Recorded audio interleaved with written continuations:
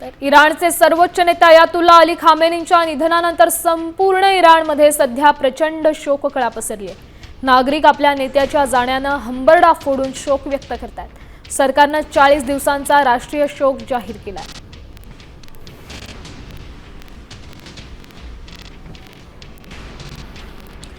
तर खामेनीच्या निधनानंतर इराणमध्ये शोककळा पसरलेली आहे। नागरिकांचा रस्त्यावर उतरत शोक व्यक्त करण्यात आला आहे। देशात 40 दिवसांचा राष्ट्रीय शोक दुखवटा जारी करण्यात आला आहे।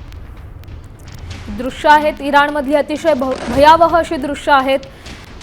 नागरी वस्त्यांमध्ये शहरांमध्ये हे हल्ले करण्यात आलेले आहेत। स्फोटांचे आवाज येत आहेत। कालपासून या हल्ल्यांना सुरुवात झाली आहे। सुरुवातीला 8 महत्त्वाच्या शहरांना लक्ष्य करण्यात आलं। 8 शहरं बेचिराख करण्यात आली आणि आता महत्त्वाची बातमी समोर येते, खामेनींचं देखील निधन झालेलं आहे। इराणमध्ये सध्या प्रचंड शोककळा पसरली।